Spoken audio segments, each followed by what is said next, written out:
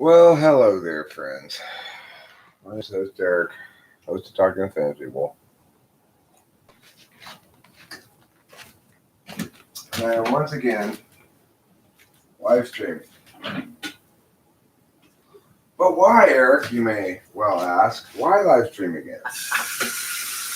You have something important to say?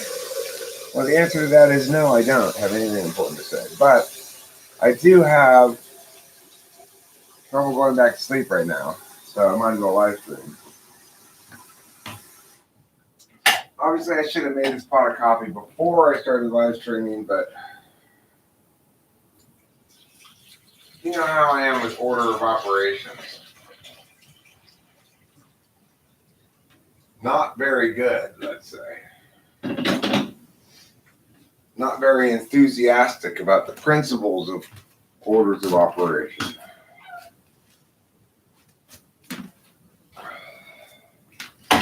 You could, in fact, go as far as call me a proponent of disorders of operation.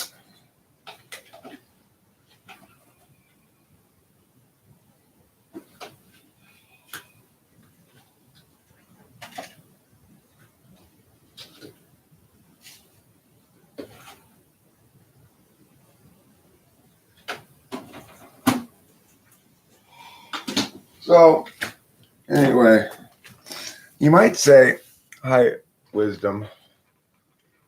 You might say something along the lines of, hey, Eric, what's up? To which I might reply,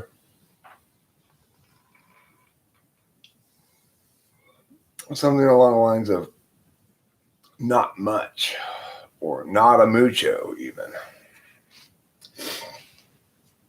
What counts as crazy to you? Well, what counts as crazy to me?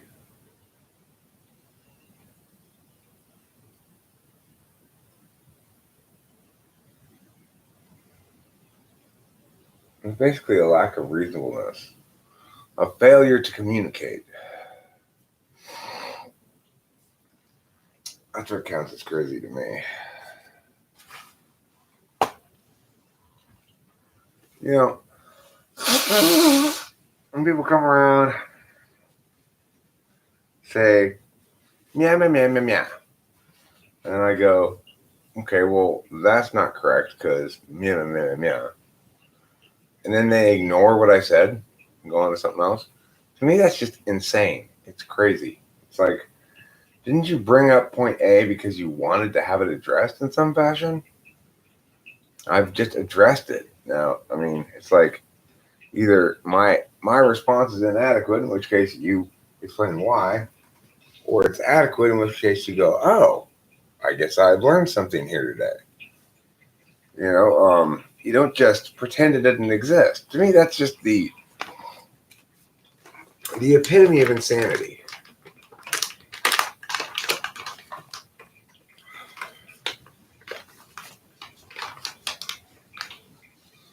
Well, we're out of weed, almost. So we're going to have to go to the weed store today. Last time, we spent too much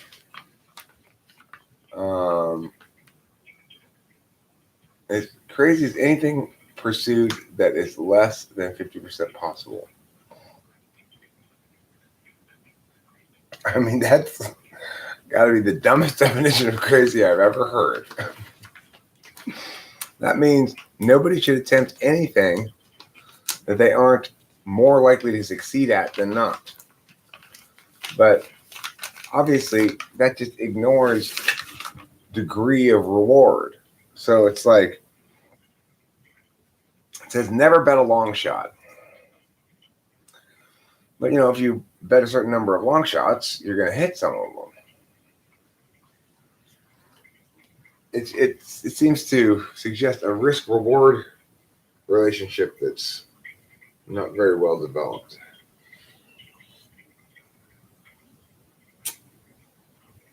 Well, this will be my first bong rip of the morning. The best part of waking up is bong rips in your cup.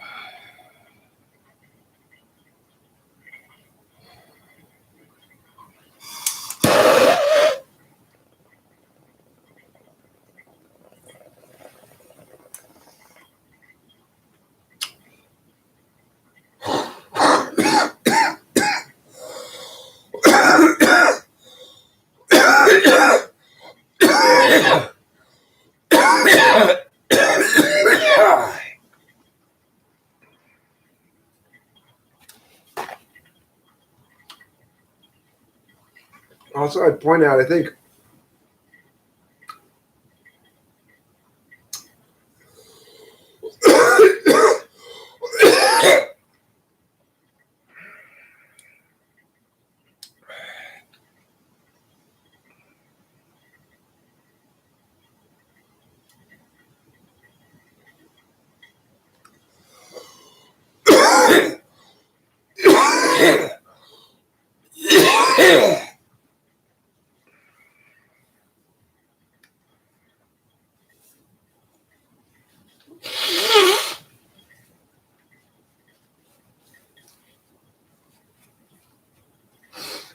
I'd point out possibility seems to be a binary.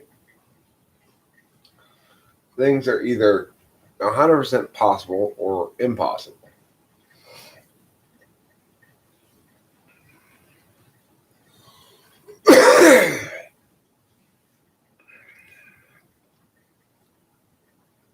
What you're really talking about is likelihood rather than possibility.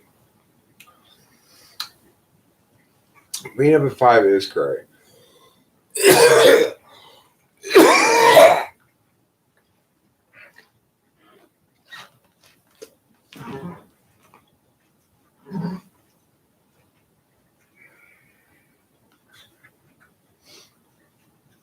That bong rip really didn't sit very well.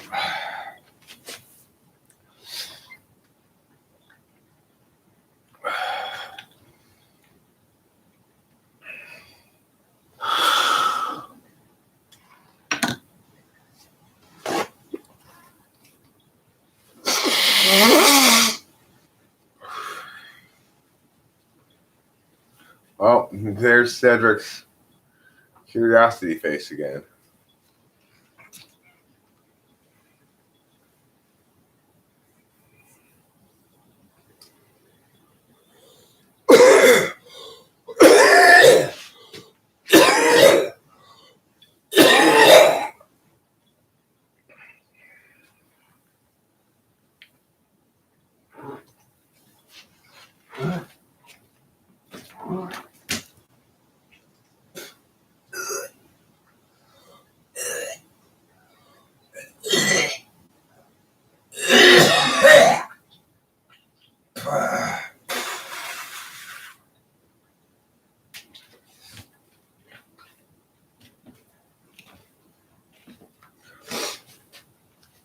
Well,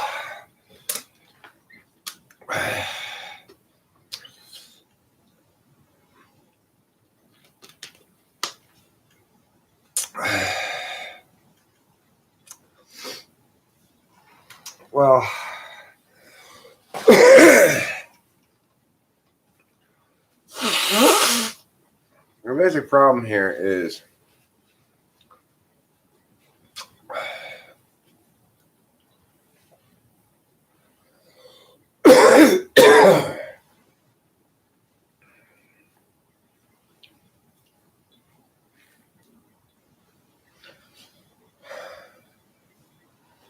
the bong rip I pulled.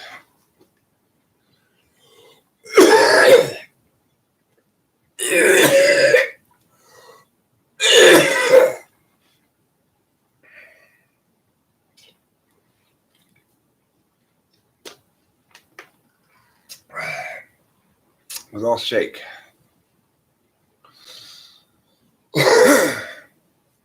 From this bag of joint weed that we got, right? And it is pretty good at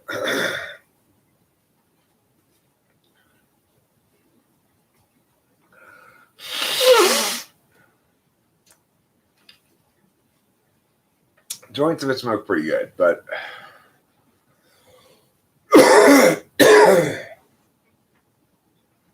anytime you pull a bong rip of shake, you run the risk of like a shake hit, where it's just, Hi, Katie.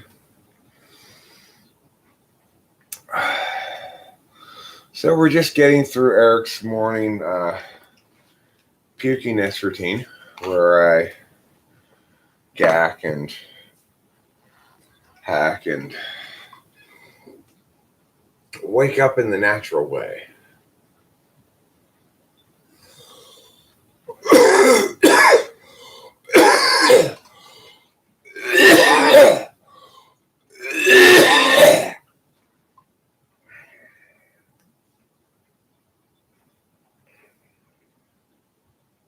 Like, there's still this bit of there it is.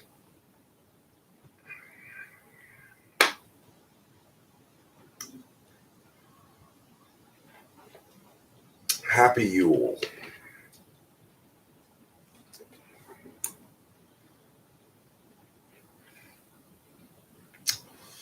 That would be crazy. Crazy is when you lobotomize someone with a corkscrew.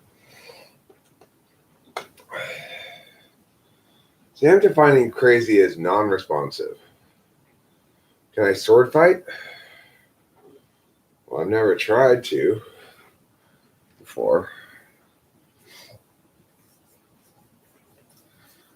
I mean, anybody who thinks anything is the end all is often going to be non-responsive. So it's like somebody comes in and makes position statement A,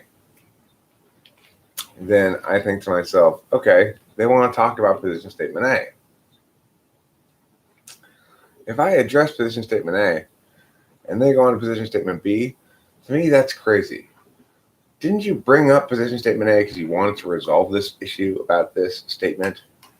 But the fact is, no. Most of the time people bring up statements because they want to do something different, like prove me wrong or whatever,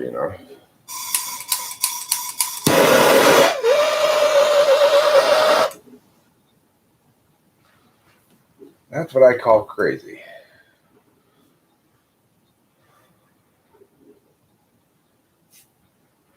A leaf trimmer.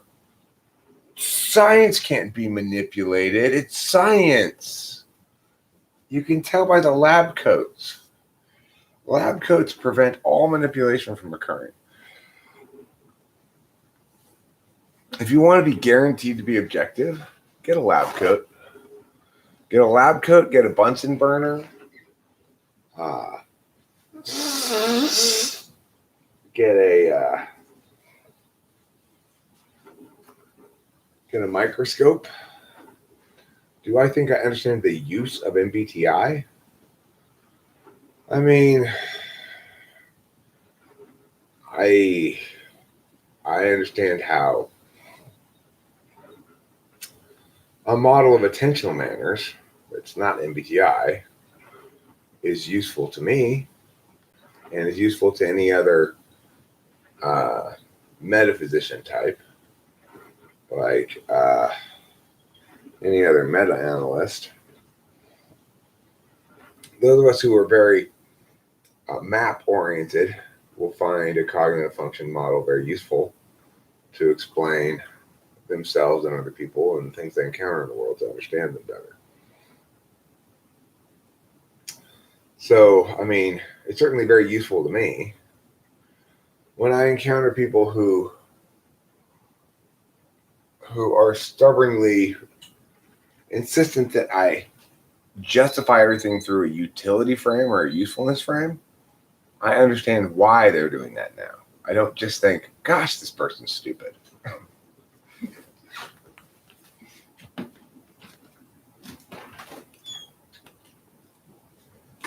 Like I used to, It once was the case that when people ask me about the utility of things, I would just immediately go off onto a long explanation of how stupid a question that is. Because, of course, I'm not trying to do anything useful. I'm trying to attain truth. You know, I don't care about utility. I'm trying to be correct. Correctness is a virtue in and of itself.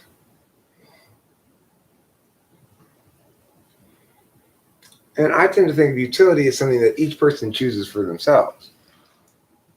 Having the correct explanation for something is as useful as you want it to be, right? I have the correct explanation for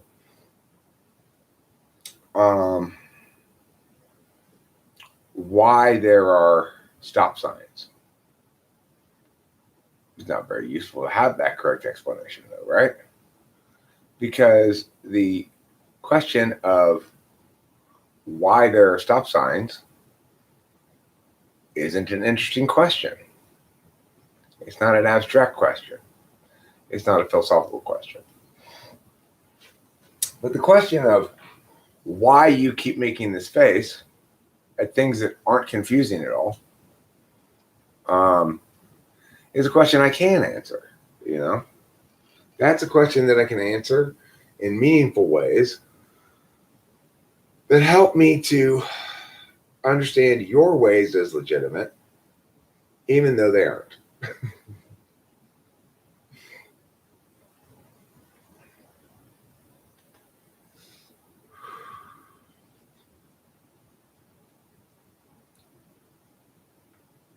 How can I answer the question? What do you mean? I answered it just fine. How is it useful? I mean, the correct answer is utility is a particularist thing. There is no universal utility. It might appear that way sometimes, like stairs are universally useful to get from one floor to a second floor, right? That's an illusion. Stairs are almost universally useful because most people can use them to go up to the next floor, right?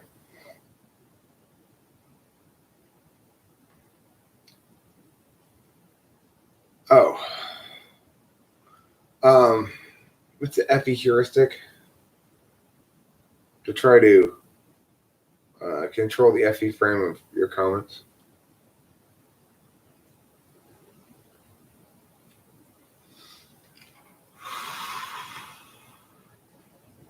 That's how I'd answer it.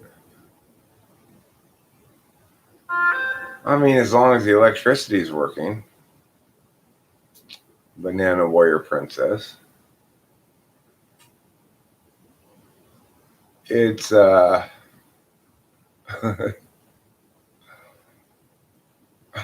think like a carpenter who builds stairs, always one step ahead.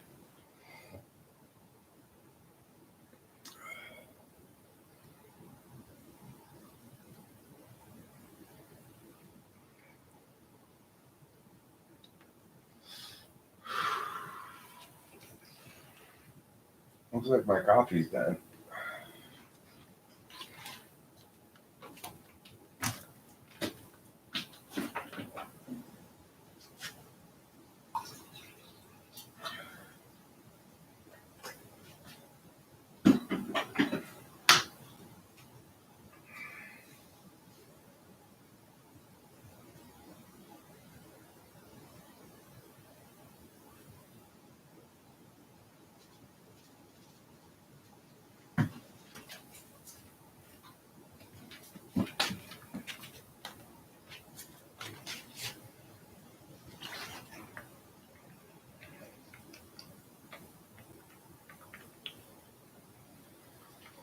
I mean, look, memetics is a metaphor that says ideas function like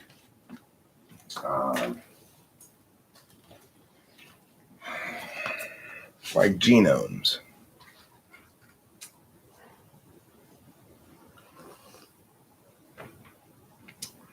What do you think of microdosing psilocybin? Should we legalize it? Yeah, I think we should legalize it.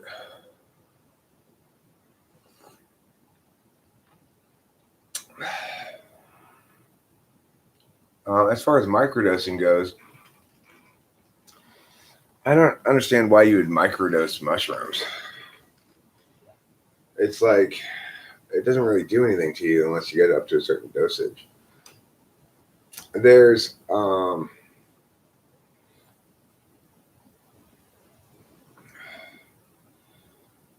KD says EHP on INFJ. Watch this grumpy guy unload. YouTube vid from a day ago. Dear Lord, well, is it zero entropy? There's a grumpy EHP who seems to hate INFJs.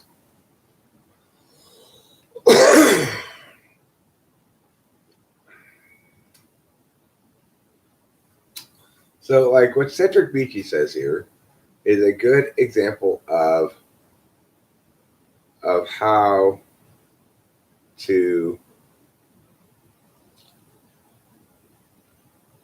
Well, there's something between micro and heroic in Axial. Like I tend to eat like half an eighth of them, which is neither micro nor heroic. So Cedric Beachy says elevators are not more useful than stairs because you can get no exercise out of them. Stairs are clearly better. This is a nice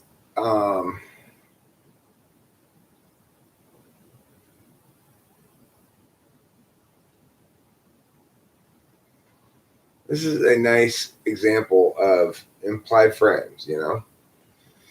So there are a number of implied frames there. Elevators are not more useful than stairs because when you use them to go up, you don't get an additional benefit. But I mean, think about it. In that regard, walking's more useful than cars.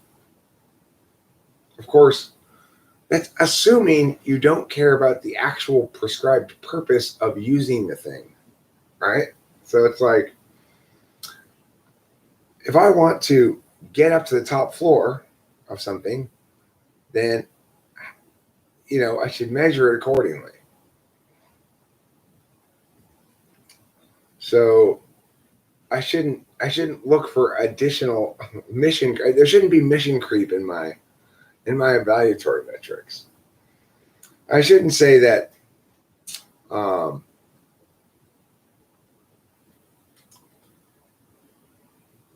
using fertilizer with weed killer is a better way to fertilize because it also kills weeds.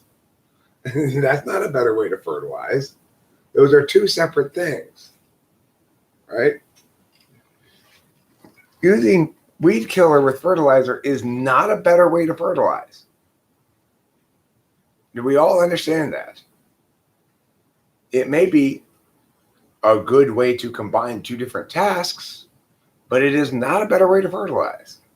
Just like elevators are not worse than stairs because they don't give you the ancillary benefit of exercise. Those are two separate things.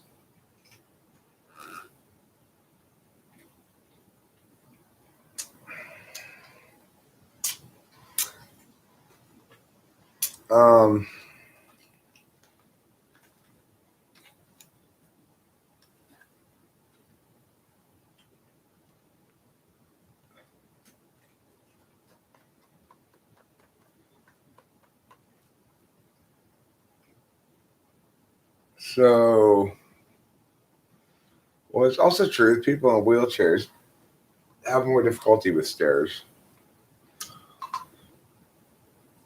Crazy equals bent mind from being lost within.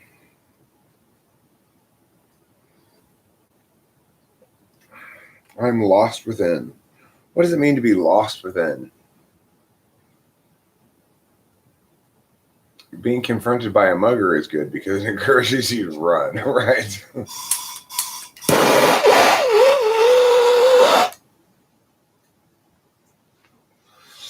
Why get to work? Why get to work in the normal way when you could be chased by a murderous mob and get the ancillary benefit of exercise?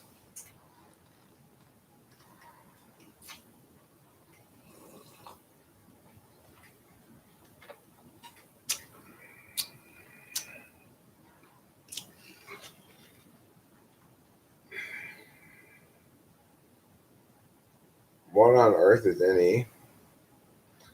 Extroverted intuition? It's that thing you're soaking in. Separated from the truth, which is your nature.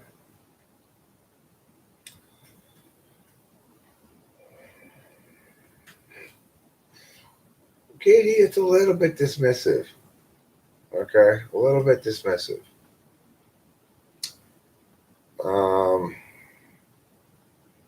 My extroverted intuition is not no focus madness. It's all over the place.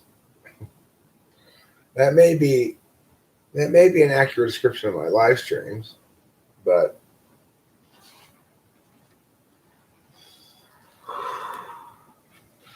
certainly isn't an accurate description of my work. All my work is extremely precise, accomplished, you know.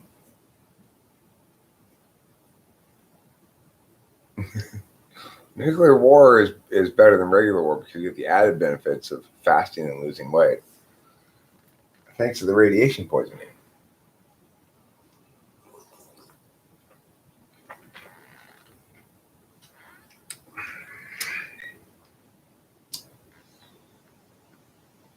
What is extroverted intuition?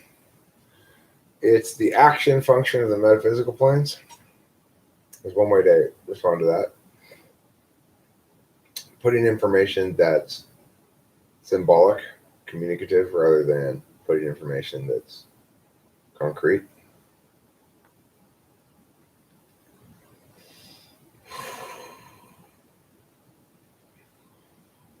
I mean, one manifestation of extroverted intuition is it's difficult for me to not get distracted by new pieces of information that I see in the external metaphysical field. So, in this instance, when I'm answering one question or addressing one issue from a chat, and I see something else that's interesting, it can captivate me in the sense that I can receive those words and distract me from what I'm talking about.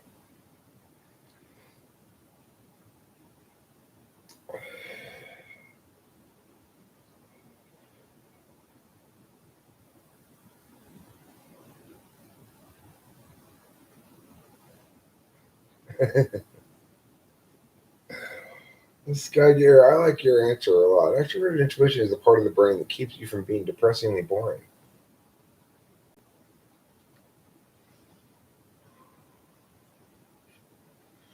Okay, it's a way of paying attention in which you're likely to ideate. One quick way of putting it is ideation.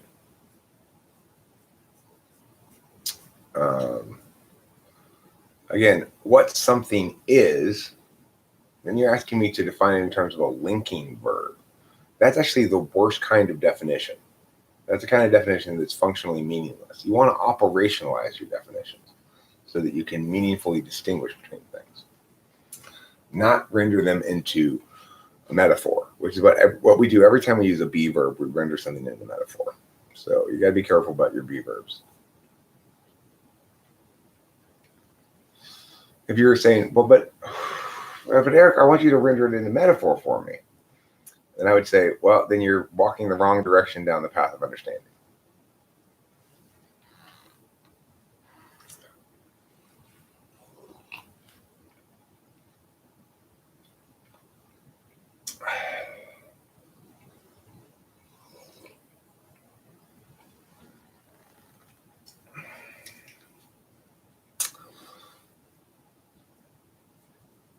Well, to operationalize a definition means to be able to use it in a specific context to distinguish between things. So I've already operationalized it when I've described it as action on the metaphysical planes versus the physical planes, when I've described it as ideation, when I've described it as putting information on an external metaphysical plane.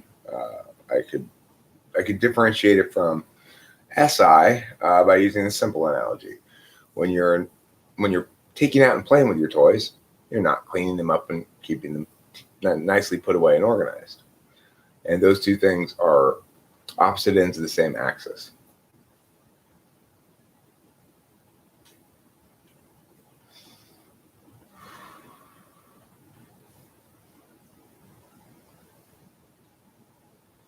You answered your own question using convinces themselves already showcased something is trying to not be themselves to think you're crazy enough. I didn't define it like that. I defined it as people who were non-responsive.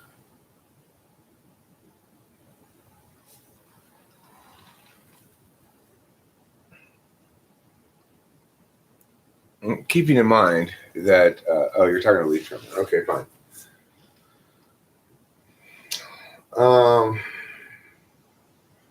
Well, look, I mean, I would say that people, what types do I think Light and L from Death Note are? I think Light's an INTJ. I wouldn't call him any poly. I mean, you might say ISTP. That's not an unreasonable thing to say. ISTP. LINTP. An ISTP versus INTP. But you see, the thing is, I think Light was too good at anticipating shit, you know? What do I think about today's stream question? I mean, for me, what manifests as crazy is non-responsiveness. So, like, if somebody comes in and says position statement A, and then I address it, and they go on to position statement B, to me, that seems crazy. Because it's like, why did you say position statement A in the first place? Isn't it because you wanted to have that position statement resolved one way or the other? If I've negated it or rebutted or something, then either I still don't get it, in which case answer my rebuttal so that I'll be corrected, or you have now been corrected. One of those two things. And if you don't embrace that part of the equation, then to me, that's just crazy. It's like, why are you even saying words at all? No, what I'm saying, Raphael, is let's say a person comes in and says, dogs are better than cats.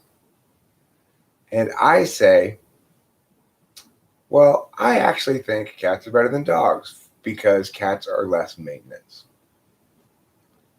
And then they say, but horses are better than sheep. To me, that's crazy. Because they brought up the point that dogs are better than cats, presumably for some reason. Right? Namely, because they wanted us to reach agreement on the issue of whether dogs are better than cats. So when I answer that and say, well, my opinion differs from yours. I think cats are better than dogs. And here's why. The natural next thing to do for any sane human being is to say, well, you've got a point about that, but this other factor is more important. Or, I disagree with your point about that. Or, that point doesn't win the case overall because of these other factors. Or something like that, right? Something that says, I hand you this, you hand me back this, and then I hand you back this. It's like it's a back and forth. But instead, sometimes what I get is like what happened with you, Raphael, the other day. That was you being totally crazy, right? You came in, you made the claim that my problem was that I thought that people all consistently express through the same frame of reference, right? And that was wrong of me to think that. And then a little while later, you said, you always think through the same frame of reference. And I pointed out, Raphael, you've got a problem here, On the one hand, you say, always thinking through the same frame of reference is not something that people ever do. And on the other hand, you're accusing me of always thinking through the same frame of reference. So at that point, what you needed to say was, oh, I stand corrected. I guess you're right about this frame of reference thing. Or, no, you're still wrong because of meow, meow, meow, meow. But you did neither of those things. And that's what I call crazy. No, you did, Raphael. Don't lie about it. That's exactly what happened. You came in here to start off attacking me for saying that people consistently express the same frame of reference, particularly ESFPs. And then you got mad at me for always using the same frame of reference. That's exactly what happened. Don't lie about it. And this is another kind of crazy, right? Like, the facts are the facts. What happened there are factually the case. If you want to try to deny facts, that's also crazy. No, Raphael, again, that don't misrepresent what I just said. You came in critiquing me for making the claim that people always use the same frame of reference. And then you critiqued me for always using that frame of reference. That's what happened. Okay, so this is a good chance for you to not be crazy. This time, don't be crazy. Acknowledge that's what happened. It's like, why did you bring it up at all if you didn't want to have the issue resolved? Right, I know. I can literally pull the string up and read what you said. How about I do that? That'll be great. I just gotta. I mean, it'll take a little while to find the spot. But if you don't want to be sane,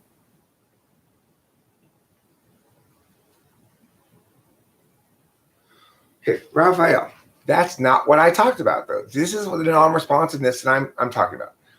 I may have said those things, okay? But what I brought up was the contradiction of what you said.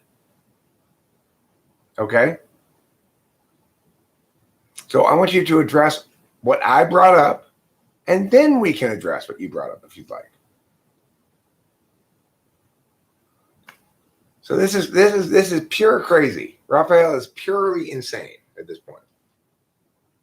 I will read what you said, since you're insane.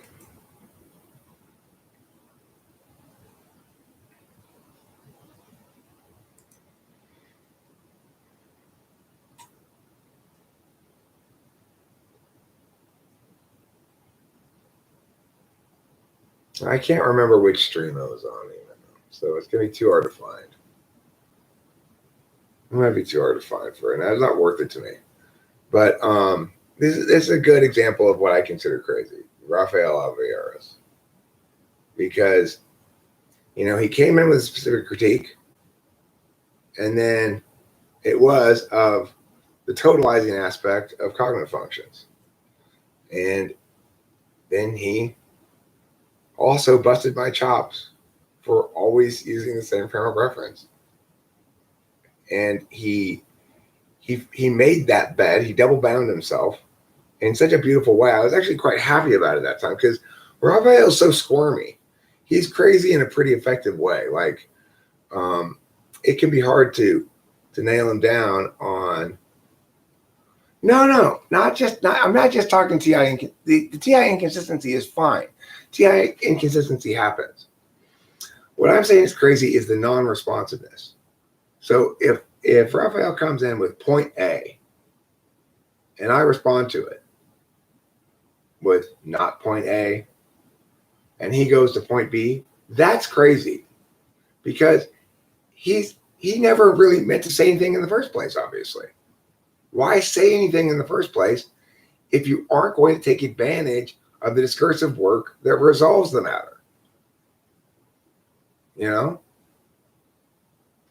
Oh, it's in long-lasting impressions with Big Red? Okay, cool, thanks.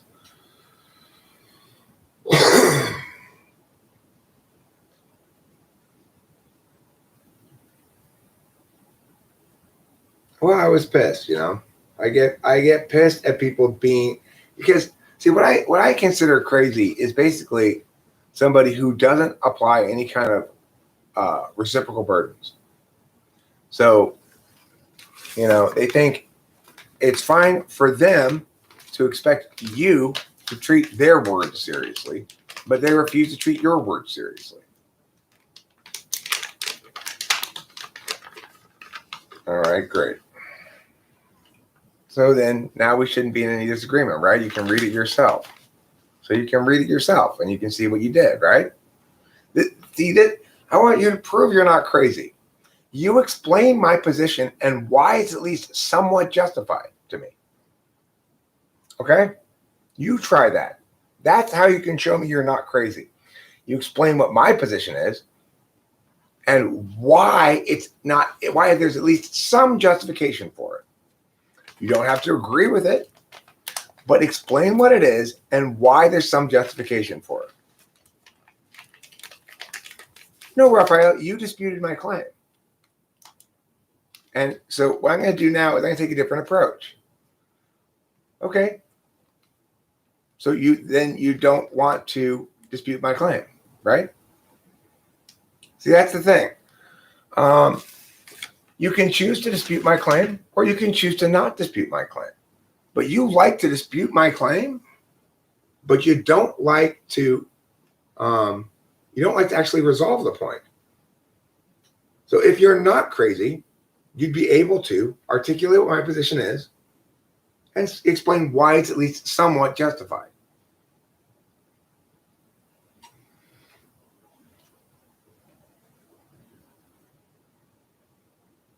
Right, that's why you're crazy.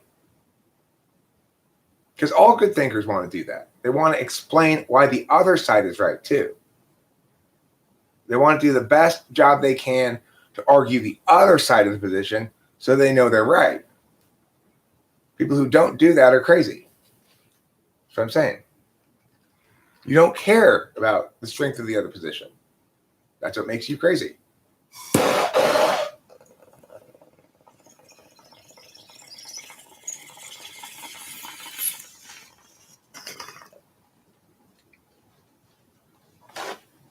You don't say words for a purpose, you know?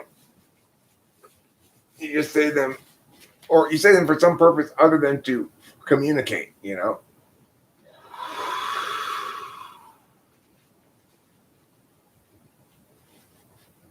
I'll read it. Fine. I did this on the occasion as well. It's not difficult I'll be happy to read it. Fine. Long-lasting freshness. What's the timestamp you said? Let me look at it.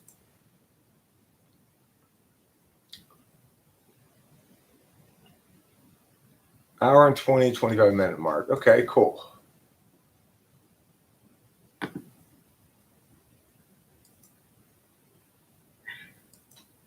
I guess definitely don't. Well, do you agree that it's boring if you know what the other person tells you already because they apply the same frame on everything? Eric, was your first thing, right? Then let's go down a little bit. And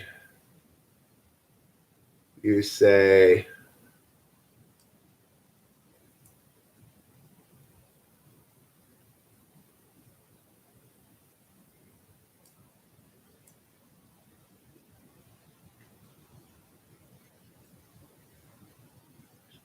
find it.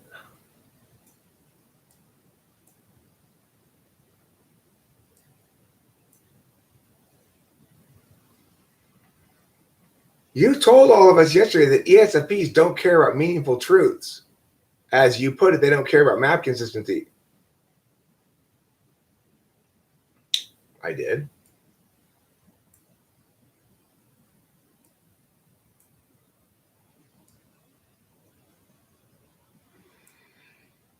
And you're critiquing me for that. You're critiquing me for the totalizing claim that all ESFPs don't care about meaningful truths.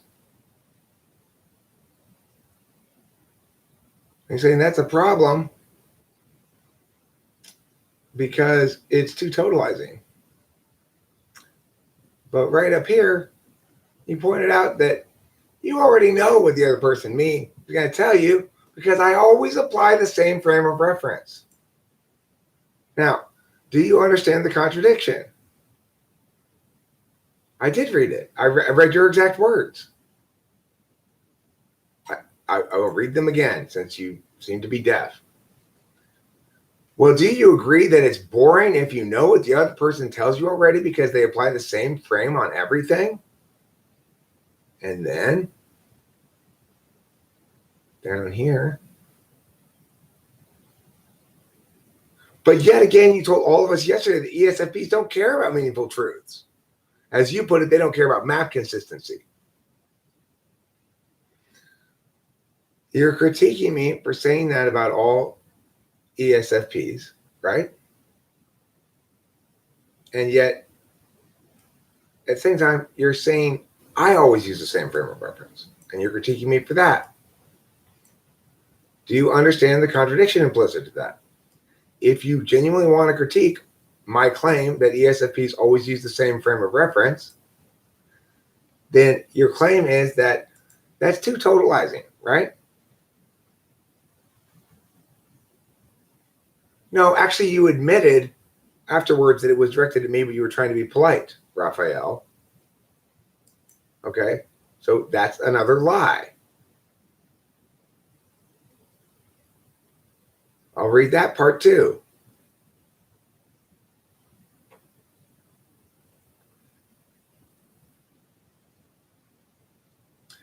But I didn't want to tell you, Eric. I didn't directly want to tell you, Eric.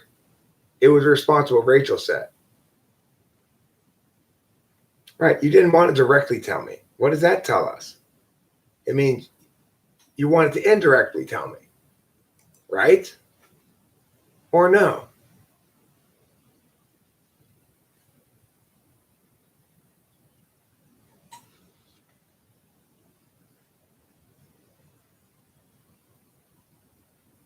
So you did want to tell me. So there you go. Enough. My point is made. You can't have your cake and eat it too. Good night, April.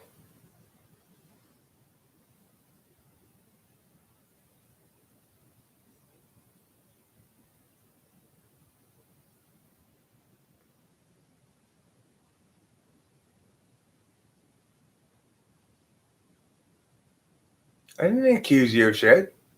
I correctly pointed out that you exemplified what I deem as crazy in that string. That's all I did. I'm not saying you're crazy in general. I'm saying that behavior seems to me crazy. Nobody can tell what his point is. I don't know what his point is anymore. He's all over the place.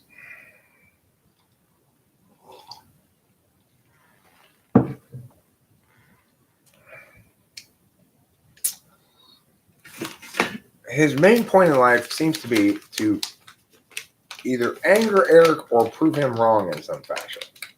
That seems to be Raphael's number one mission in life.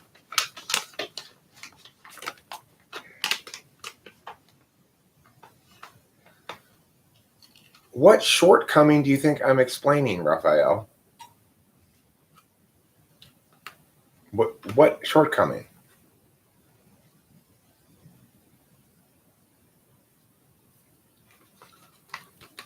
If you're saying that my shortcoming is using the same frame of reference all the time, then you have exactly the same shortcoming. And if you don't have an explanation for it, then unlike me, you have an obligation to change. Right? After all, we are all stuck in our frames of reference to some extent.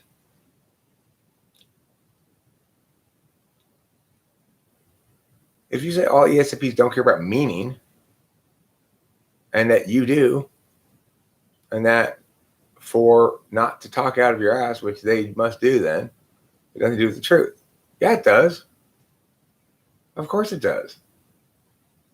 It's absolutely just as true as don't put the landlubber with no navigational skills in charge of directing the boat. If you do, you're going to crash a lot of boats. Similarly, don't put the intellectual in charge of driving the race car. Don't put the INTP in the race car, right?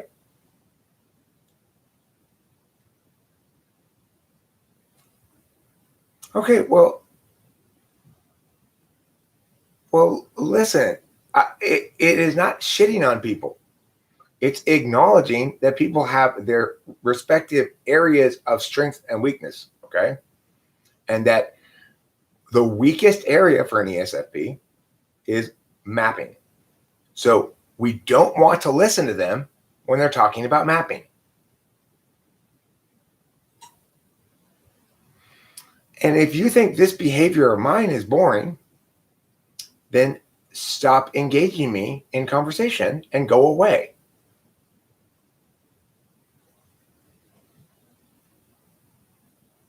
Well, if it's so predictable and boring, then go away. Goodbye. I don't want to bore you any further, Raphael. See you later.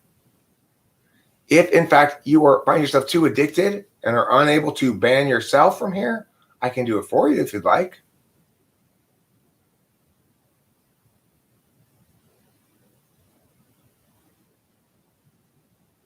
No, you did say I always do that. Indirectly, right? You did say I always do that indirectly. You said, it's boring if you know what the other person tells you already because they apply the same frame on everything. And then you acknowledge, well, I didn't want to directly tell it to you, Eric, but I was telling it to you indirectly. So you did say that, Raphael. Oh, right now. I see. So you're like an ESFP. Yesterday's words don't matter. Just today's words. Fun. But stupid.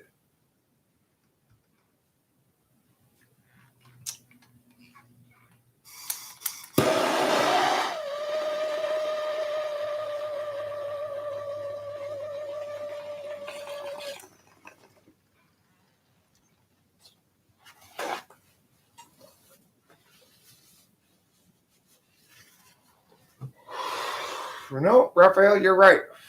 I do always do that. Anytime we're discussing some sort of intellectual thing, I require it to be accurate, well argued, and true. And you don't.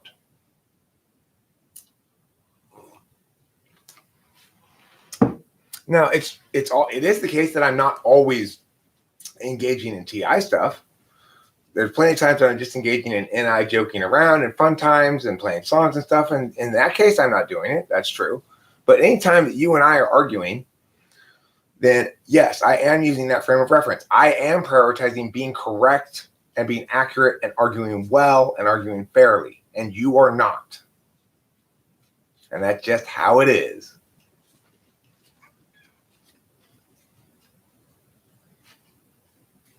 That's just how it is.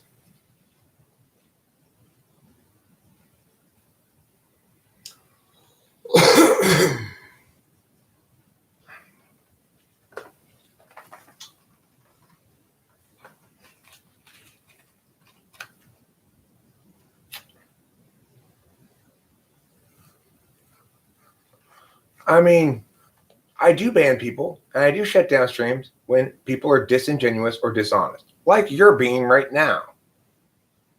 My refusal to engage you continually in your dishonest craziness is not my problem. It's yours.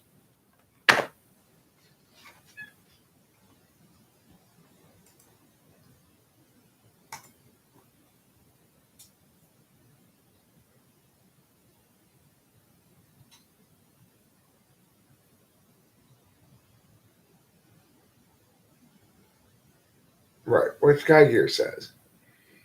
It's the fact that you've been dishonest and abusive in your argumentation for some stretch of time now before I decide, okay, I've had enough. You're continuing to be dishonest in it. You're continuing to try to be oppositional rather than resolutional. So we resolved some important things here today. And you did acknowledge a couple of things, and that was good. And then that gives you an opportunity to rejoin humanity in a non-adversarial or oppositional way. Instead, you want to continue shitting on me. You accuse me of shitting on ESFPs. Okay, fair enough. As a general rule. But I don't shit on any of them specifically. I don't go to their house and try to shit on them there, which is your primary purpose to coming here, it seems, Raphael, to come to my house to attempt to shit on me. So naturally, I'm not very fond of that. Maybe that's something in Germany you guys enjoy. Maybe in Germany, it's just part of the culture. After you get beat in a bag with sticks, then the shitty clause comes and shits on you in your house. And you go, Merry Christmas. But that's not part of my culture.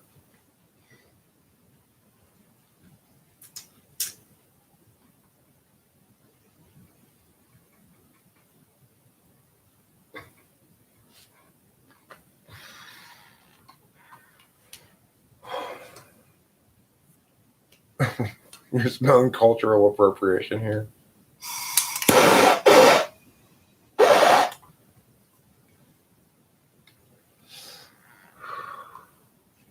I am German ancestrally. Like on both sides of my family, like for quite some distance back.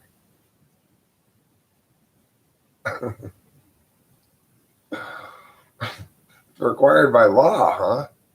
Who knew Connecticut had such crazy laws?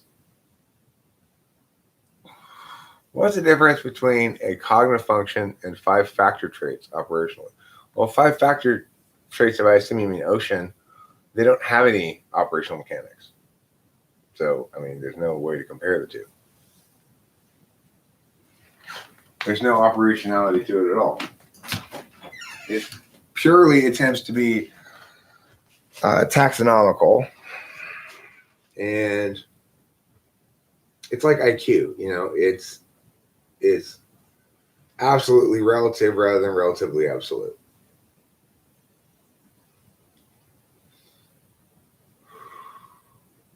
No, my roots don't go back to Zimbabwe. Mine go back to Congo. My ancestors began in a different part of Africa.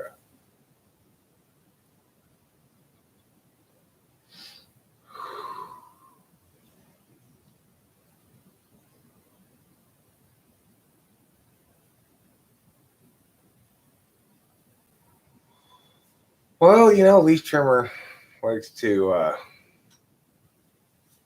walk the lines of questionability.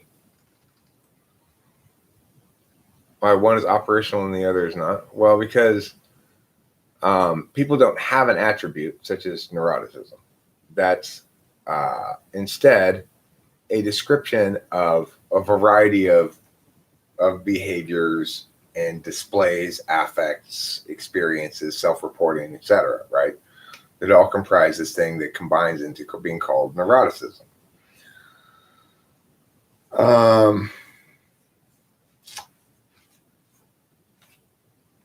Let me give you a link, Cedric Beachy, that explains it. So, in contrast, something like introverted thinking is a process. It says, when facing a decision to be made that involves deliberation, there are two fundamentally different ways that we can deliberate about it. We can deliberate about it in terms of how communicatively defensible something is, that's TI, or we can deliberate about it in terms of how personally defensible it is, that's FI. So that's an example of a mechanics, because the two are not necessarily exclusive, but can be. So what's in my personal interest is not necessarily indefensible at all.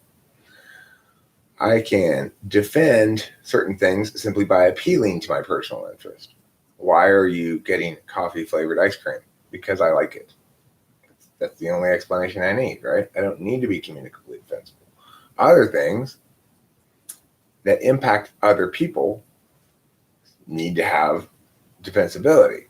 So, for example, if I arrive at work late and I tell them, oh, sorry I'm late. I didn't feel like coming in on time today.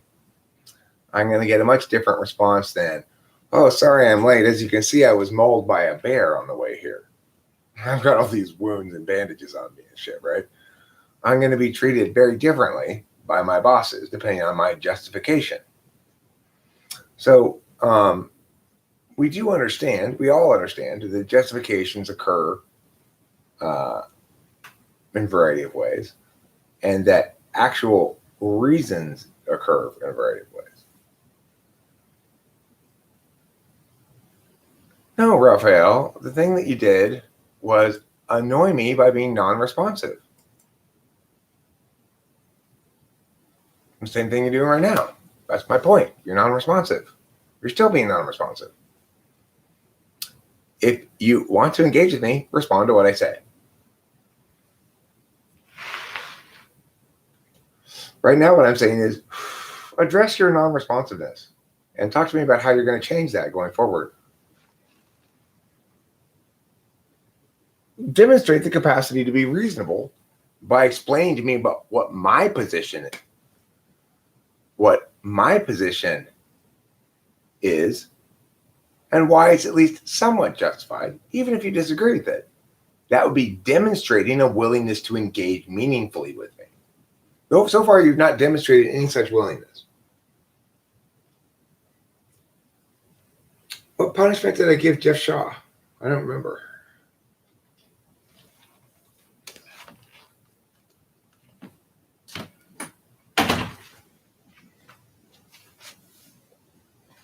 Okay, so you need to remember I gave him 10 consecutive timeouts, so that's right. Now I remember. Yeah, for wasting my time with that email, right. No, I'm not giving Raphael that. I'm basically being forced to do something I hate to do. I hate to have to put someone in their place, believe it or not. You might think like, no, you don't, Eric. You love that. That's not true. I love to put bad arguments into the trash can where they belong. But in this instance, I'm having to put Raphael in his place, basically. He's not understanding his position here. I'm saying I'm happy to engage meaningfully with you, but that means something to me. You can demonstrate a willingness to treat me as an equal human being by saying back to me what my position is and telling me why it's at least somewhat justified. I'd be happy to do the same for you if you would express a meaningful position about something. But the thing is, he doesn't want to play. He doesn't want to play pleasant guest. He wants to play difficult guest. And frankly, I'm not in the mood for difficult guest. You know?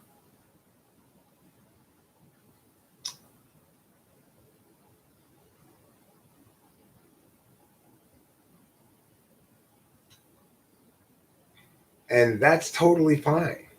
That's the beautiful thing is with the growth of my understanding of FI, that's a good enough reason for me to insist on shit being the way I want it.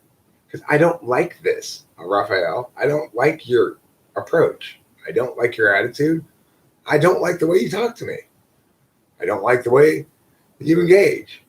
And it's not because you disagree with me. It's because of how you disagree with me. You don't disagree with me fairly.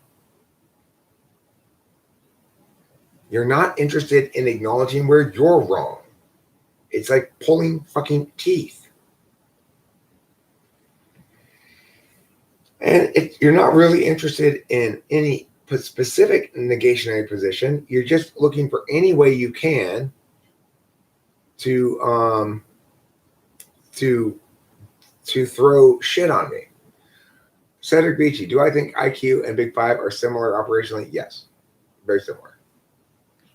I'd say like Big Five is like 5 small IQ tests, basically.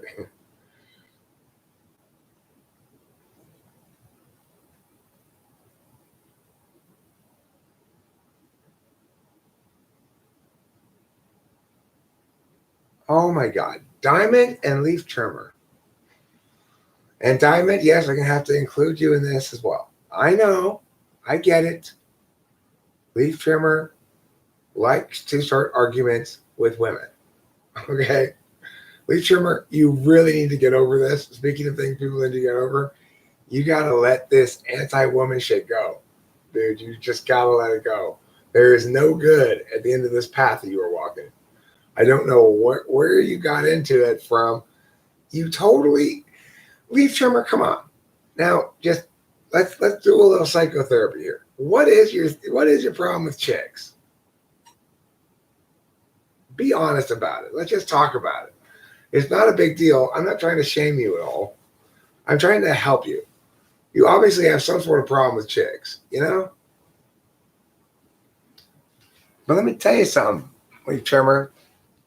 Them hoes is pretty cool. Just kidding, ladies.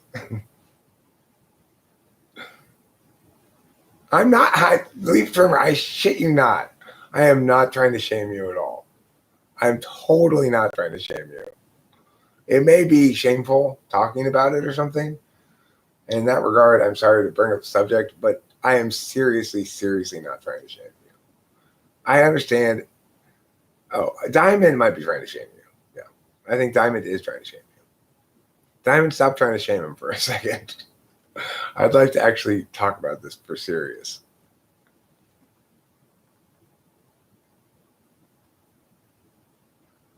Raphael, see, this is what I'm talking about.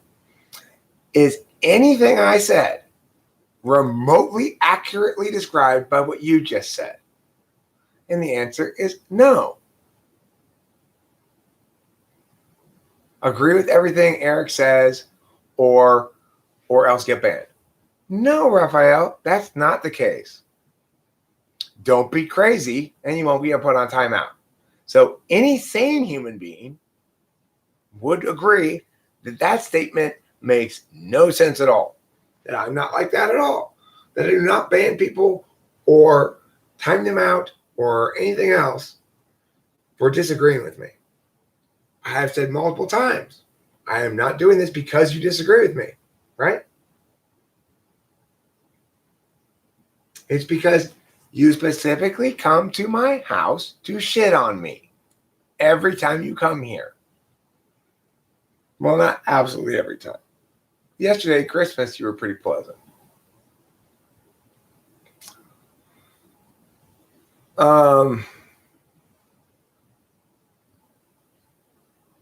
Diamond, listen, what do you have to gain by shaming him?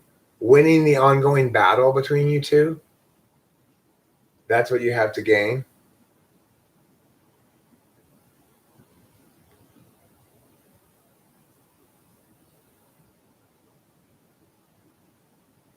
I don't know who Jared Taylor is. Super polite, racist guy.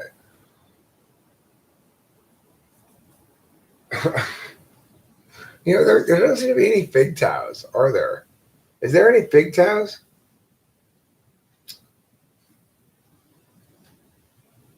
It's just going to make me mad.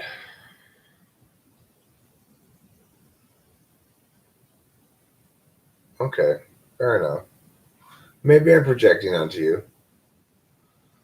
I mean, I've seen you go at it with leaf trimmer enough that it would seem to me that you'd probably feel like you were in some battles with him. And battles seem to imply a winner and a loser, right? But like you said, you're not me, so maybe you don't interpret it that way. But it's true, there is no fig towel. Why not? Because chicks don't really want to go their own way. They want dick.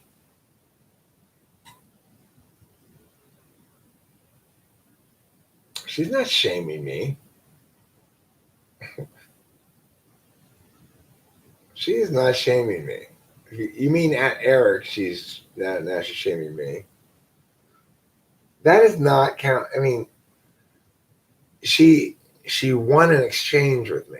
That is not shaming me. That's totally acceptable. I know he starts his nonsense. But it's like not everybody takes that bait, right? Maybe you've got that person silenced. I don't know. Not everybody chooses to fight that battle with that fish.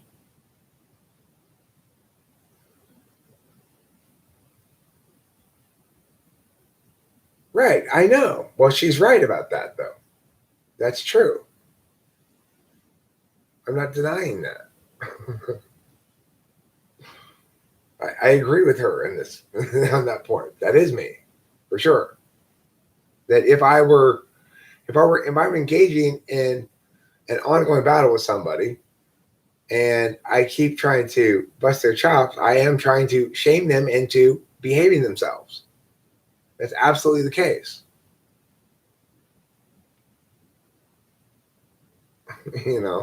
I'm not disputing Diamond's claim about me. That's not trying to shame me. That's just being accurate about her.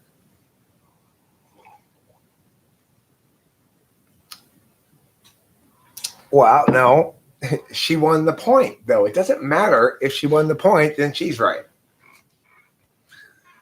It could just as easily be me projecting my ways onto her, and that she's doing it for a very different reason. There's no good reason for me to assume that her way of doing battle is the same as my way of doing battle. Doesn't that look nicer like that now? Doesn't this look nicer? Where it's not, you don't see the stuff back there? Isn't that nice?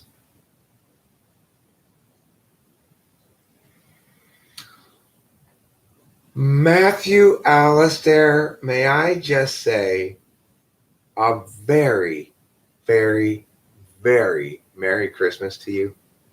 I just wanted to say that. Good morning, Carolyn Kessler.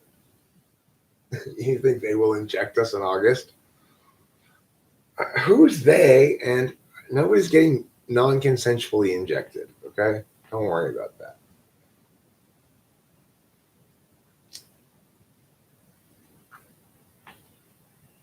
I mean, the thing that makes me angry ultimately is disingenuity. And, I guarantee you that if you were to actually argue with this racist guy, I'd be able to uncover the disingenuity soon enough. Disingenuity takes different manifestations. Sometimes the only reason would be because you are emotional. I am emotional. I'm an emotional human being. And I make you responsible for my emotions. You're right. I am making you responsible for my emotions. In the sense that I'm taking responsibility for my emotions and making sure that I don't let you trigger me anymore. How about that? Is that better? Would you prefer that? Instead of blaming you, Raphael, I'm going to take responsibility for my own emotions and not let you trigger me anymore by just putting you on timeout. So in that regard, you make a very good point.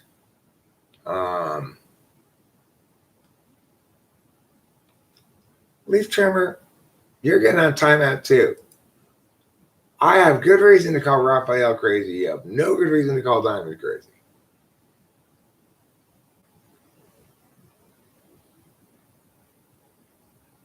Because I defined crazy, first of all, too.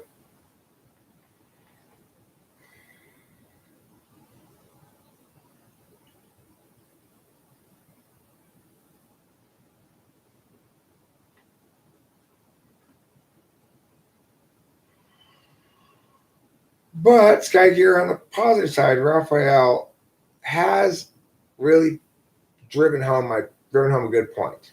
He's not responsible for my feelings. I am. And if his craziness triggers me, I just need to keep timing him out. KD is going to call it censorship, but I call it emotional maintenance, KD, okay? My emotional maintenance. Because remember, when I come over to your house and shit in your living room, that's not an example of me exercising my free expression, even if you've invited me to the party. Right? Even if you invite me to a party at your house, I can't then take a shit in the middle of your living room and say, free expression, don't censor me.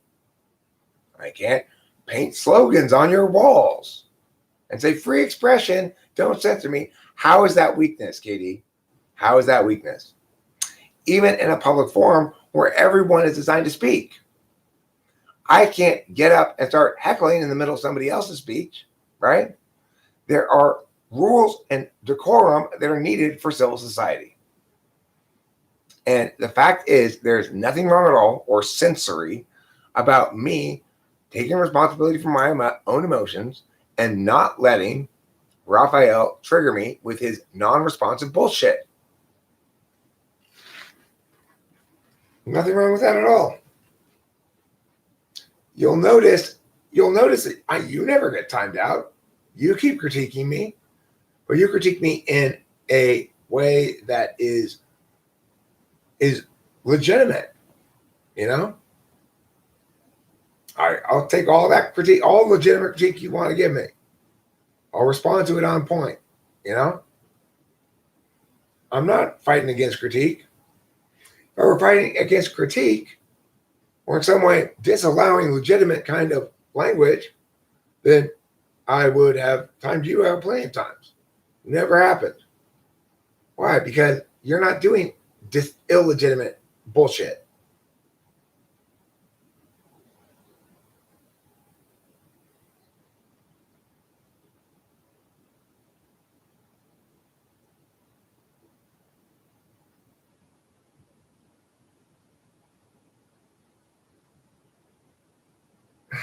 Razor M. Why do you think they're going to have corona vaccine pornography? That seems possible, but oddly specific.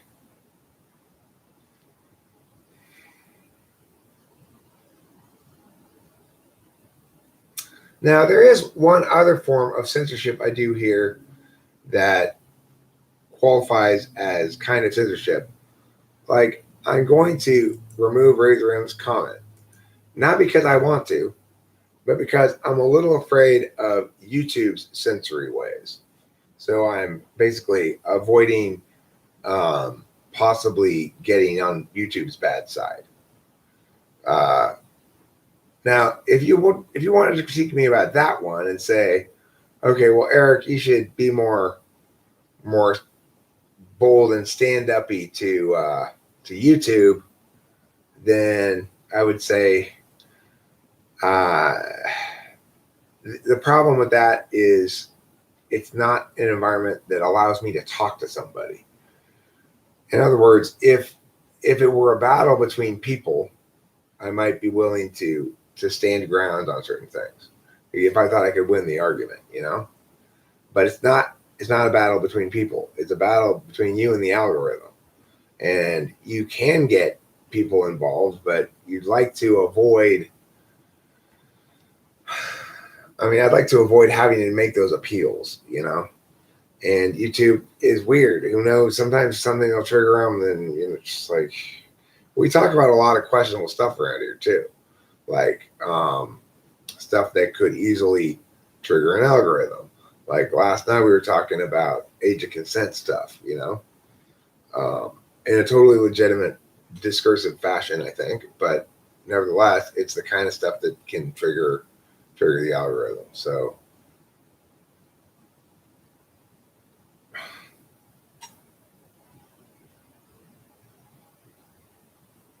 Well, okay. Leaf trimmer, you need to stop assuming this frame of reference for everything. These terminologies of yours, white knight, simp, etc., assume that all relationships between men and women are predicated on this weird sexual thing, you know? Diamond is a human being in the chat whom you called crazy, even though I don't think that she did anything justifying it. I've seen you again and again display this same antipathy towards women that I would like you to actually explain and get to the bottom of, but which you just continually deny possessing, despite the fact that you continually demonstrate it. Now, what do you want me to do about this, Leaf Trimmer? You tell me. You have a clear, okay, but Leaf Trimmer, no, I'm not talking about this specific instance even, okay? You clearly have an antipathy towards women. I've seen it again and again and again and again and again. There's not any disputing it. So we'll just leave it at that. You think about that. Why you have this antipathy towards women. Okay, fine. I may have been unjust in this instance if she said something crazy and I didn't read it. And in fact, that was unjust of me. I'm sorry. Okay. I am sorry if I was unjust in this particular timeout. And I concede potentially that I might be. But the fact that whatever your political stance is or however you express it, the fact is every human being except yourself can clearly see you have antipathy towards women. And there's no getting around this fact.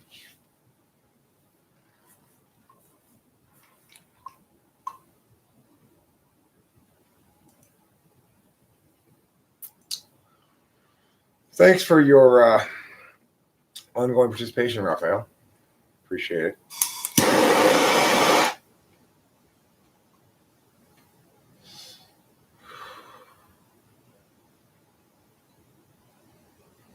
I can see that I didn't scroll up and check to make sure that she hadn't said something that justified that. And it's possible she did. I don't know.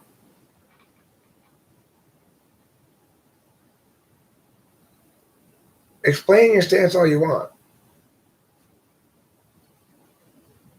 Nobody's preventing your fingers from typing.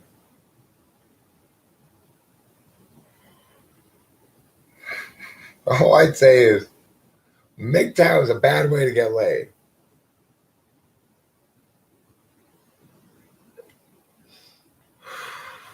Actually, we're still on topic, believe it or not. We are still on topic. You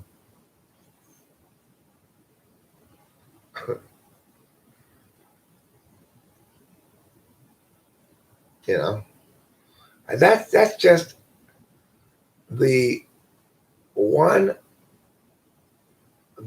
thing that we can definitively conclude about MGTOW. It's a bad way to get laid.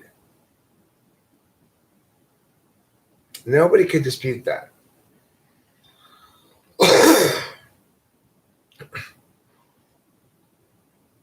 It's also going to make everybody in the world perceive you as deserving of eye rolls. Like, you don't necessarily have to have a firm position on it. Like, I get it. There's a reality that when you're single, you're either chasing chicks or not chasing chicks, right? But when I went through a stretch of not chasing chicks at all for like a full year after my divorce, I didn't think to myself, I don't want women in my life. You know, I thought to myself, getting laid is too much work for too little payoff. That's what I thought. So I still have plenty of chicks in my life. I still enjoyed their company. I like having women around. I got a daughter, and you know, I've just always gotten along with women. I don't know.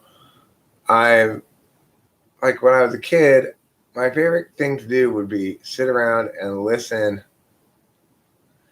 Diamond does not have a history of deluded, irrational thinking. That is completely bullshit. I have read lots of Diamond's comments before. There is no justification for the claim that she has a history of deluded, irrational thinking. There just isn't. Now, I will tell you this. leaf trimmer, it is true, and I think this has a significant amount to do with your difficulties with her, that Diamond does have both a vagina and a strong will. But the fact is, having a vagina and a strong will does not make her a bad person, nor worthy of your ongoing attack.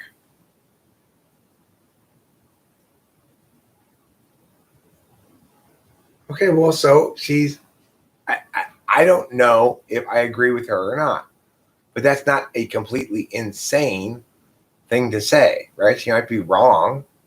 People's intuition is sometimes wrong, but what is that? What is that? So what does that refer to? Is that's crazy? It's not crazy. It may be wrong, but it's not crazy. What's a misandrist? Is that a man hater? And we need to hook up leaf trimmer with like a full bore man hater. I mean, I don't know if you are or not leaf trimmer, but what I'm saying is intuiting that you are is not a crazy intuition to have. She's not claiming to have proof of it. She's saying there's a lot of evidence from her perspective that points to that. Okay?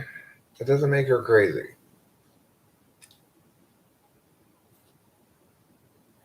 That makes her maybe unfairly doubtful of the reality that there are actually other people in the world who agree with leaf trimmer. And maybe that's not fair or correct of her. Okay, you're not MGTOW. You don't self-identify as MGTOW. Fine. But other people identify the stuff you say as MGTOW. Like, if I were to describe you and your difficulties, I would say, well, he's got these sort of like bullshit MGTOW things going on. That's how I would describe it. And I don't know what to do to help him.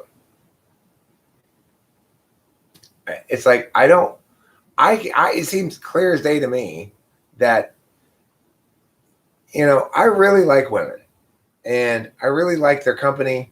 I like to talk to them. And I mean that in a not sexual way too, right? It's like, yeah, I like women sexually, but I like a woman sexually. I like to be in a relationship, but I like the company of women. This has always been the case. Even when I was a kid, I wanted to hang out with my mom and her English teacher friends and listen to them talk. That seemed very compelling to me. And there was a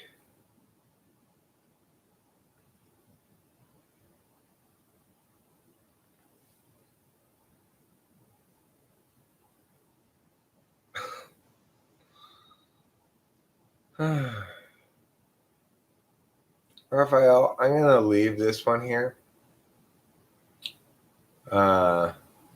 just to remind you every time why I have so little respect for you. It's because you say things like this. You become whatever you hate. Like you hate women for their emotion and calling it FI, Groth becoming a sassy bitch, and Rachel cutting and dyeing her hair because she's in a lesbian relationship. Okay, so that's what I mean by coming to my house to shit on me. We'll leave that there because it's a good example of how you behave. Now, take a good look in the mirror, Raphael. Is that an appropriate kind of way to behave? Oh, it did. It went too far. Shocking. You rest your case?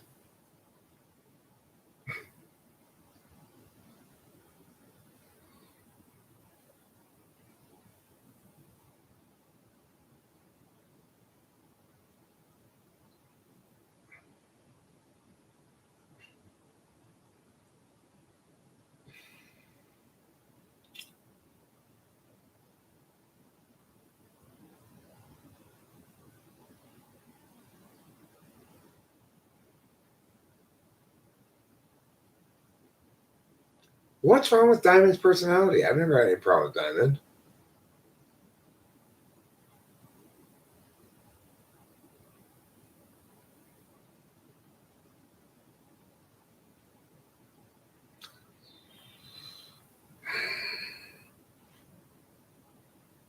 I mean, you're gonna have a hard time. You're gonna have a hard time responding to that one, Leaf Trimmer. You keep trying to incite challenges with her. You keep saying no. She's trying to challenge you, but at some point you're just gonna have to let it go. Just be like, well, whatever.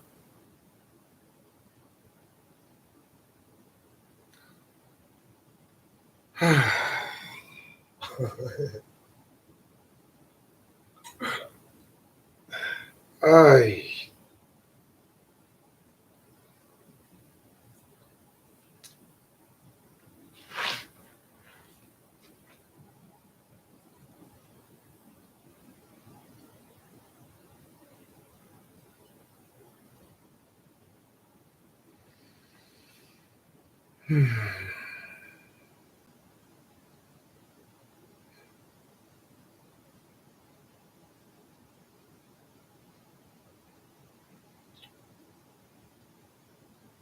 I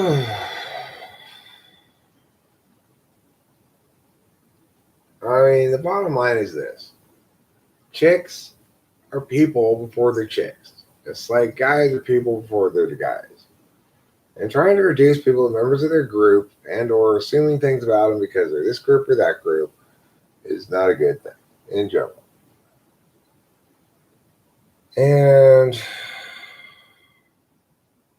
now I'm tired.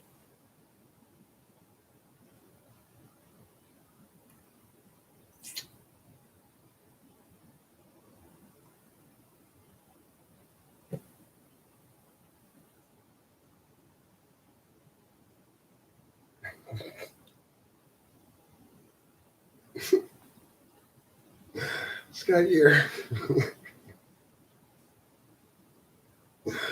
Sort of. Imagine there's no gender.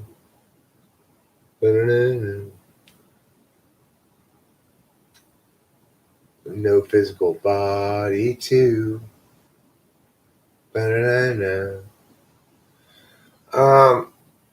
Well, I was saying the other day, a very interesting thought experiment is, what if you could take a pill to be transgender for a day? It wore off in 12 hours and you went right back to being yourself. I mean, I think once it was tested and proved to be perfectly safe, almost anybody would want to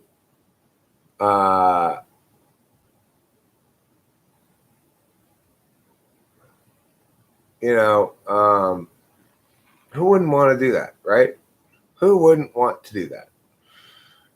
I think most people would want to try it. If you could take a pill that changed your chromosomes and everything for a day and turned you into you're still yourself, but I'd be like a very ugly chick. I'd just have I'd lose all my beard and stuff, and I'd grow breasts, and my penis and scrotum would transmorph into a vagina, and then I'd be a woman, right? But it would only last for like 12 hours. And then Rachel would take the pill and she'd transmorph, and like her boobs would go away, and she'd get a little bit of stubble, and her vagina would transmorph into a penis and scrotum and stuff, and then she'd be like a very pretty dude for a day. If you could take that pill and it wear off in a day, I think at least 50% of the population would want to take that pill. Especially like, let's say you're already in a relationship, you both take it, that would be fun, right? I think it'd be fun. I don't think that, like, who here would, even if it had been tested for years and was totally safe, who here still says they would never take that pill?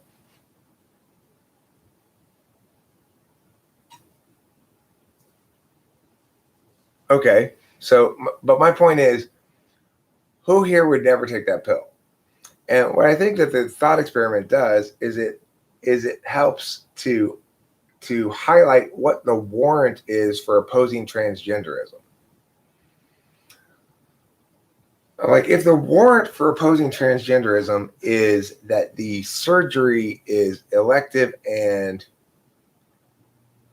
invasive, then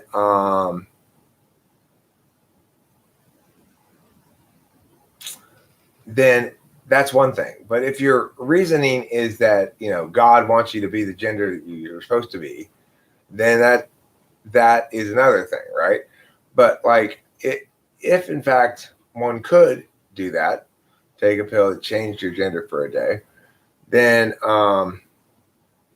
it would seem to undermine, well, it would eliminate the body dysmorphia argument, and it would seem to invalidate the godliness argument as well. What do I mean by opposing?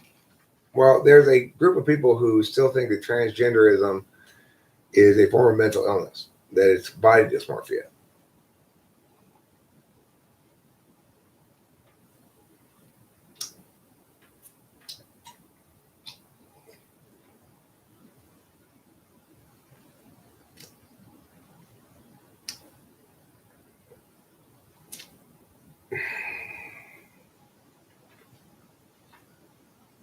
Leitrimmer, remember, The best way to be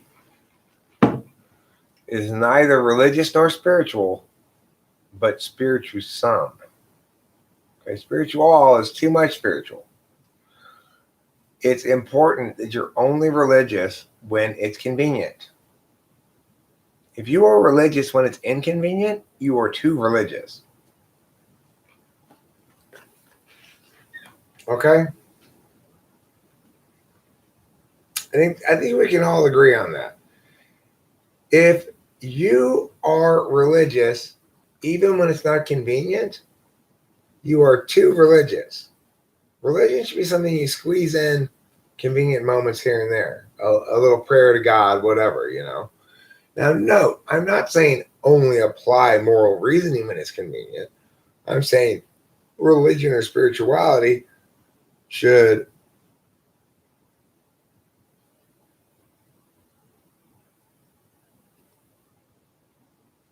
okay, so right. Um,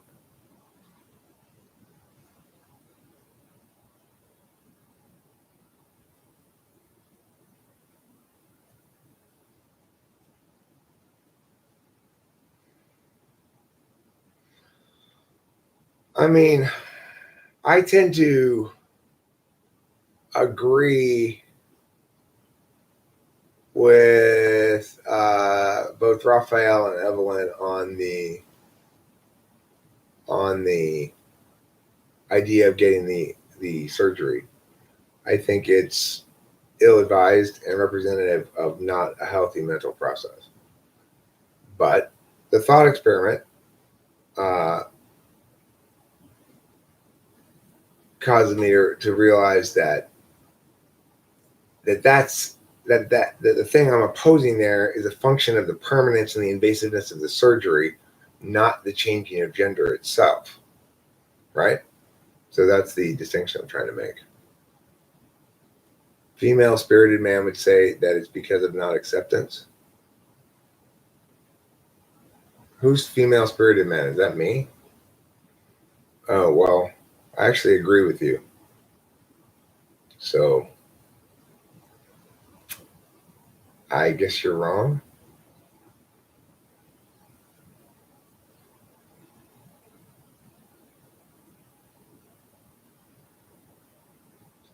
But again, Raphael, you're ignoring what I'm saying. What I said is imagine a pill that could change you for a day. That's the thought experiment here. How does that impact your perspective on it? Okay, but Raphael, you're again not addressing what I'm saying.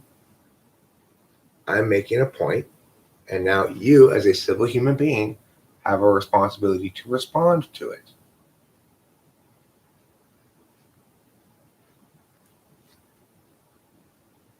You would take it.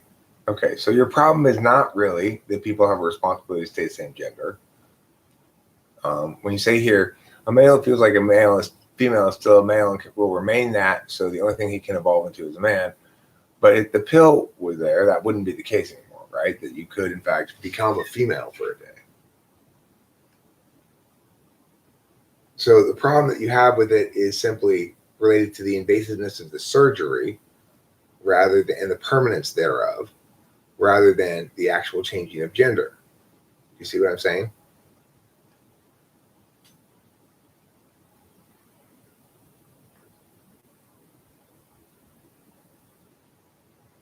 Well, Annie Purdue, it's not that gender transcends biology, it's that gender and biology are run parallel to each other. So it is true that they can be in conflict with one another. One can self-identify as whatever gender one wishes. But to the extent that one has those, has the capacity to do that, it is equivalently arbitrary. So for example, I self-identify as transgender. I go from fluidly transgender. I go from super manly to kind of womanly and back again. That's my range of transgenderism. Of course, the thing to remember though is in keeping to the sovereignty over one's own gender, in keeping with the sovereignty of one over one's own gender is an equivalent arbitrariness. So you can't use that in any way. In other words, you can't claim to me that I have to perceive you as a man. And I can't claim to you that you need to perceive me as a woman, even if I claim to be one, because we each own our own perceptions, and those claims are completely arbitrary. Now, sex, however, is non-arbitrary.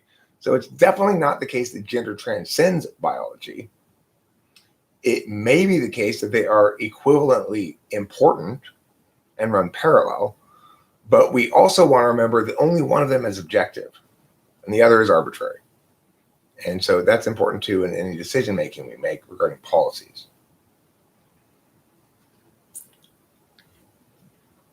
Any spiral dynamics knowledge? No.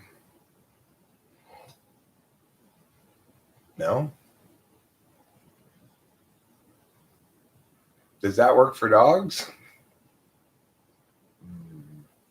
Yes.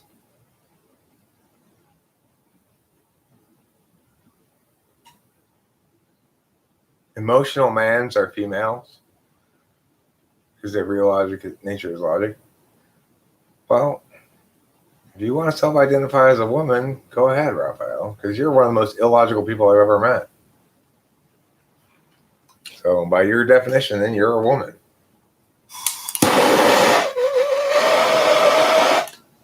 Right. You're spouting utter nonsense. Utter nonsense that exemplifies the exact thing you say is the criteria for being a woman.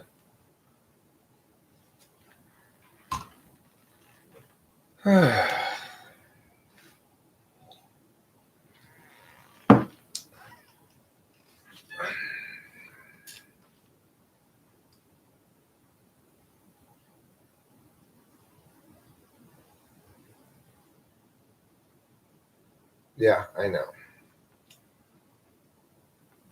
One wonders what he thinks he's accomplishing, you know?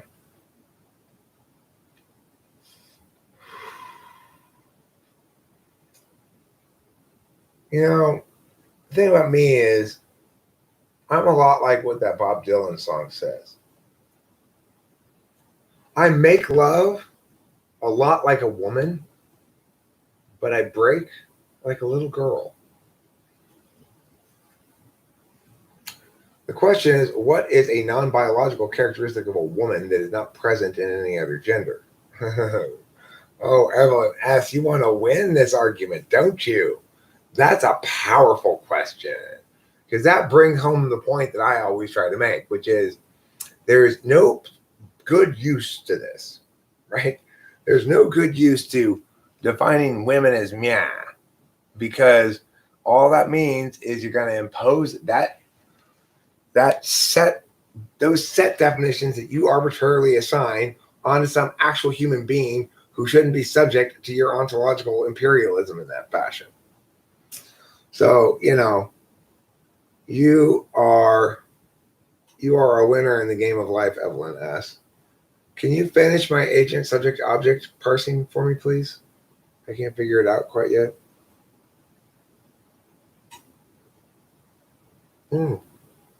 Sure. Propose what?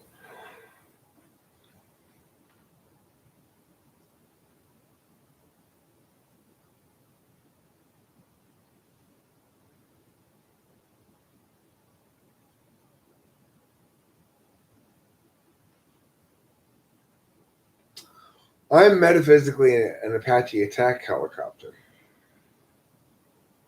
How would you negate the statement, all otters like cheese? Oh yeah, that's a good thing there. Yeah, I will, Evelyn. I will do that today. Basically, yeah, I will do that and explain exactly where I am and what I need to get, where I need to get salt. How would you affirm the statement? Some otters beat people with sticks. That's a good. I wonder how much any is being is being tested there by that as well, though.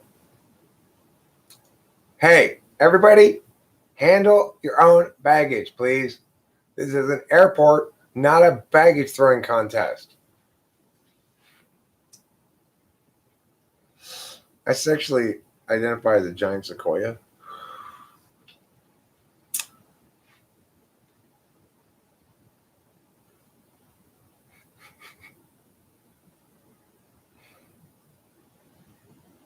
So many stopped conversations.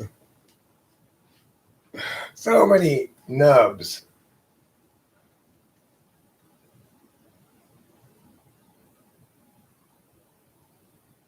You have an infinite amount of otters. You have an infinite amount of time, but you only have 6 otters.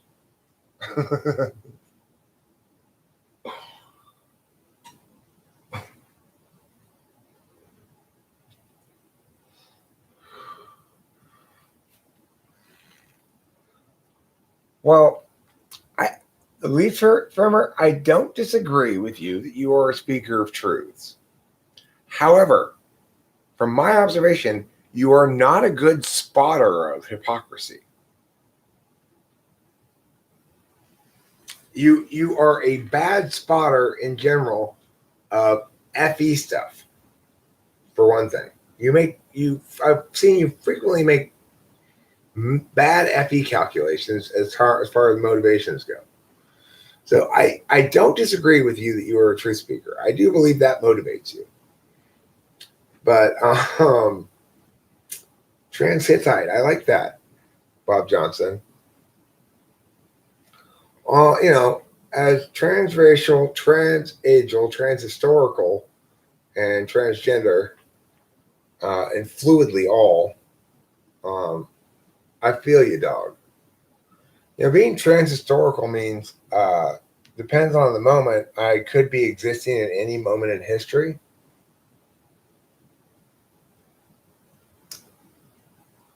Well, I mean, look, it's only pretentious if you're not evaluating it as one of a binary set of options. You either choose to side with truth, or you choose to side, or you choose not to, right? It's like, and I'm saying I do believe you choose to side with truth. I don't think you're very good at identifying it yet, but I think you choose to side with it. And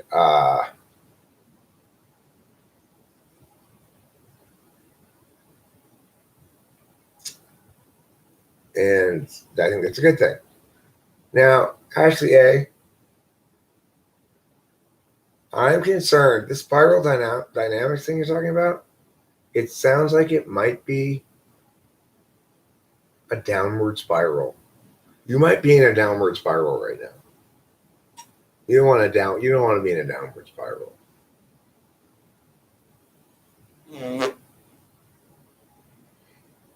I don't hurt people. My fists and feet do. Diamond hurts people. Who is Diamond hurting people? Who is Diamond hurting? Is she hurting you? I mean, I think that's probably what you're saying. And that's probably true. But you're trying to hurt her too. So you guys are fighting. That's the point. You're trying to do damage to each other.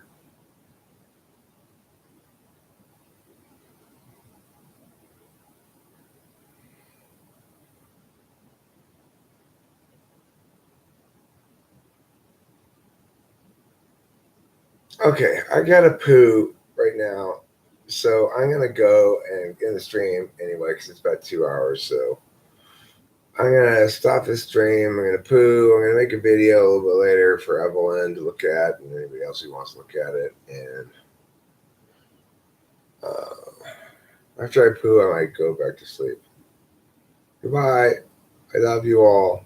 Be nice to each other. Please remember, be nice. God. Be pleasant. Don't battle all the time.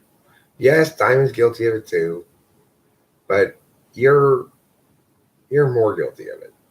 She keeps trying to end things. You don't want her to have the last word on anything.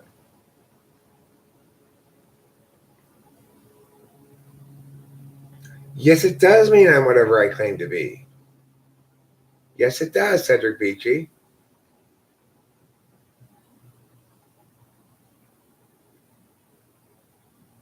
I'm whatever I claim to be.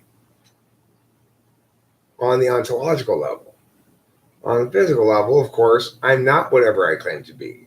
And there's a clear distinction between the two. One is arbitrary and one's not.